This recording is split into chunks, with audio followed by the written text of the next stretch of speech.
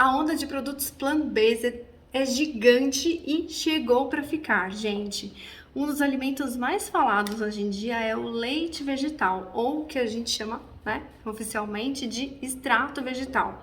Muita gente tem me perguntado, tanto nas consultas quanto nas redes sociais, se o leite vegetal ele é recomendado dentro da dietoterapia chinesa, como é que a gente vai entender a função dele, seja energética, nutricional, e escolher o leite vegetal para o nosso dia a dia. Então, para atender aí não somente o público vegano, mas atender as pessoas que buscam alimentação saudável, eu queria falar um pouquinho sobre ele hoje aqui no canal.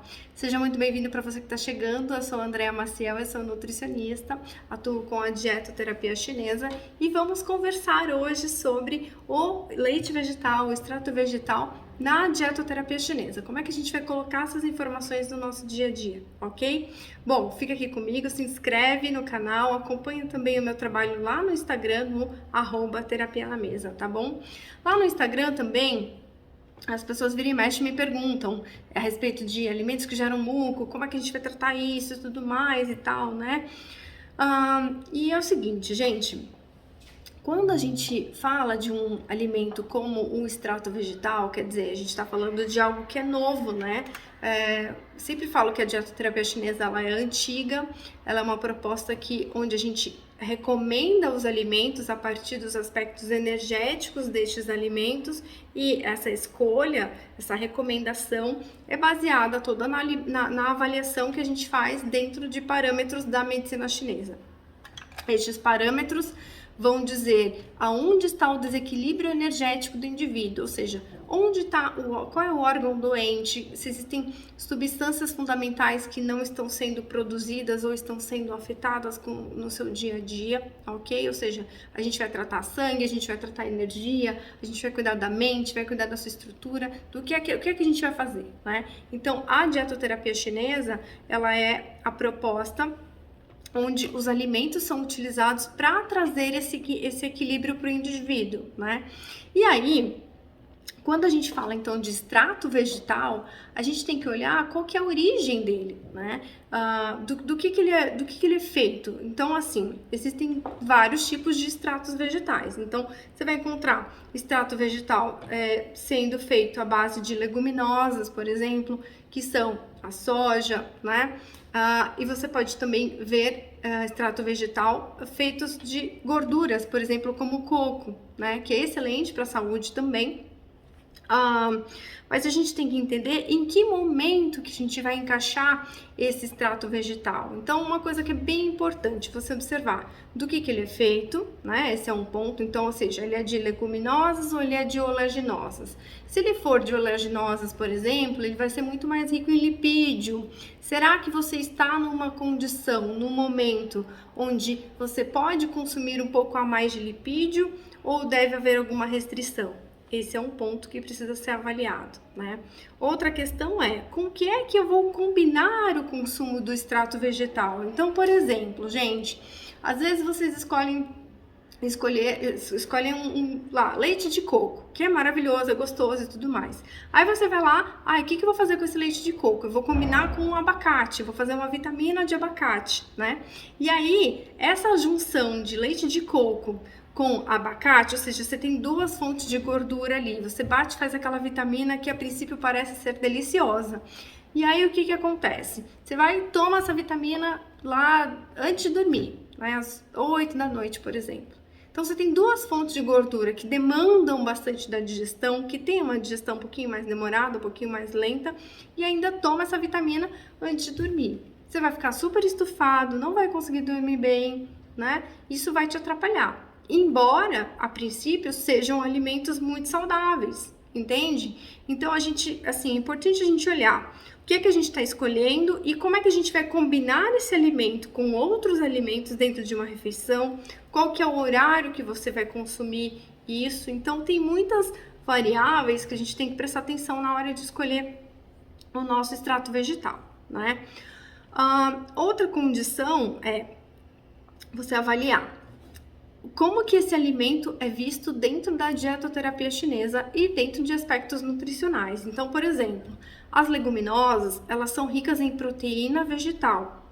E dentro dos conceitos orientais, né, dentro do conceito da dietoterapia chinesa, as leguminosas tonificam a função dos rins, tá? Todas as leguminosas, seja feijão azul, seja soja, mas lógico, o extrato vegetal você vai encontrar um pouco mais de soja, por exemplo, né?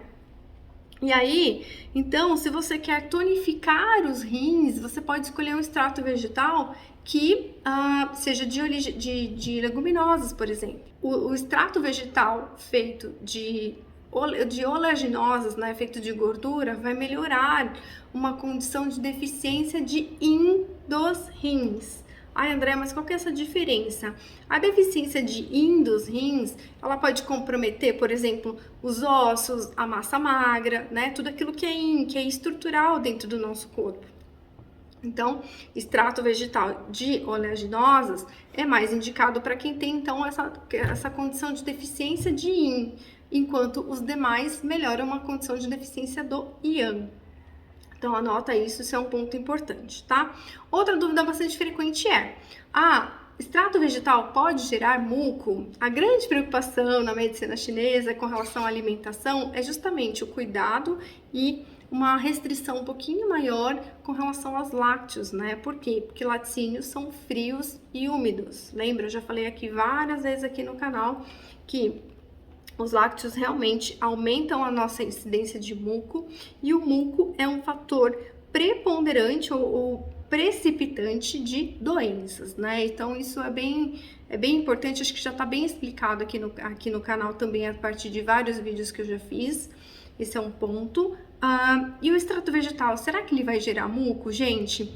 Sim, ele pode gerar muco, mas a gente tem que pensar em duas condições, tá? Primeiro, se essa pessoa tem o sistema digestivo fraco, vai gerar muco sem sombra de dúvida, né? Agora, tem pessoas que têm um sistema digestivo que estão bem, não sofrem de estômago, intestino vai muito bem, obrigado.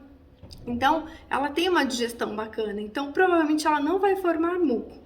Esse é um ponto importante, tá? Se o sistema digestivo estiver fortalecido, se não houver o que a gente chama na medicina chinesa de deficiência do Yang do baço, tá? Outra condição também importante é você lembrar que algumas pessoas não dão conta, né, de consumir lipídios com tanta frequência, ok?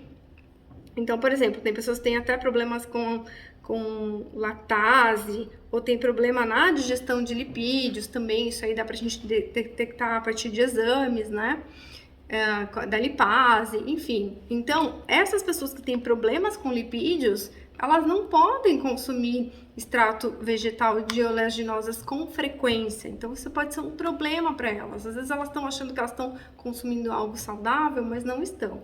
Tá? Então, é importante fazer essa diferenciação, entende? Como é que está esse indivíduo, como é que está sendo esse consumo, qual é a quantidade, como é que esse alimento está sendo combinado no dia a dia, percebem? Então, tem bastante informação aí que a gente tem que avaliar para poder falar, né? Por mais que seja um alimento que é uma solução muito mais saudável, sustentável para o planeta, se a gente pensar a nível de leite animal e vegetal, né?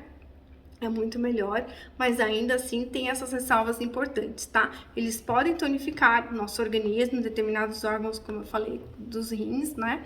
Mas a gente tem que entender como é que a gente tá fazendo essa escolha, tá? Esse é um ponto importante. Nutricionalmente, eles podem então ser ricos em proteínas, podem ser ricos em gorduras, podem ser ricos em minerais, aí depende de qual escolha está sendo feita. Como que você vai observar se está gerando mucosidade no seu organismo? Bom, primeira coisa, você pode sentir isso através de uma diarreia frequente, por exemplo, né? Essa é uma condição bastante significativa aí. Se tá havendo diarreia com frequência, pode haver muco, né? Aí no seu organismo. Pode acontecer dessa diarreia também vir acompanhada de secreção esbranquiçadas junto nas fezes, né?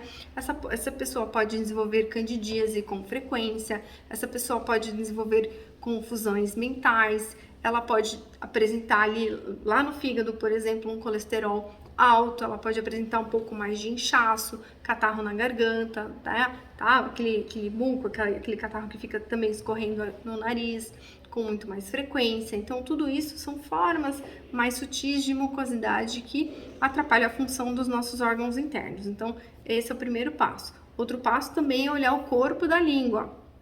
Quando você olha o corpo da língua e ele tem um acúmulo, né, uma saburra já significativa, aquele acúmulo já esbranquiçado em cima da língua, é um ponto importante aí de que você está acumulando mucosidade também, tá? É importante olhar para isso.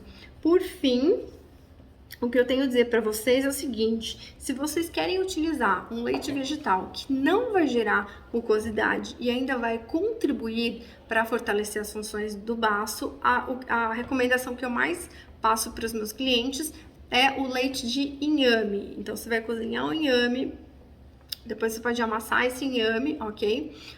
E aí, esse inhame que você já cozinhou, você vai bater com água. Você vai fazer um leite de inhame.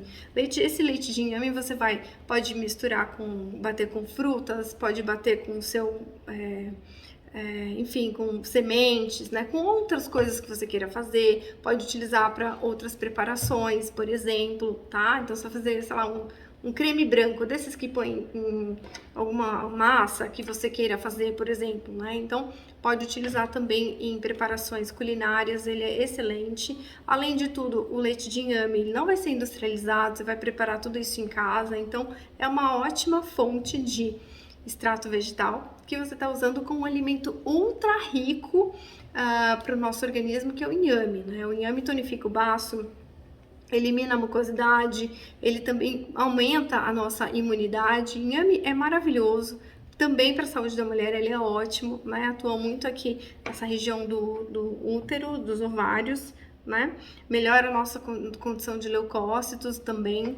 Então é maravilhoso, é a sugestão que eu te dou se você quer extrato vegetal, ok? De uma forma super saudável, barata, né? Enfim, essa é a minha opção. Lá no meu site terapianamesa.com.br tem um artigo com várias receitas de leite vegetal que você pode fazer em casa, bate no liquidificador, leite de gergelim, por exemplo, né? Leite de aveia, dá para fazer várias preparações também. E se você quiser ter acesso ao portal Terapia na Mesa com 200 receitas, com aulas de chás, aulas de especiarias, com as consultas dentro da programação também, é um programa que eu ofereço de tratamento e de retorno à alimentação saudável. Esse é o programa que eu ofereço lá no Terapia na Mesa também. Você pode pedir todas as informações e eu mando para você, tá bom? É esse o recado de hoje e boa sorte aí com o seu extrato vegetal. Um beijo e até o próximo vídeo. Tchau!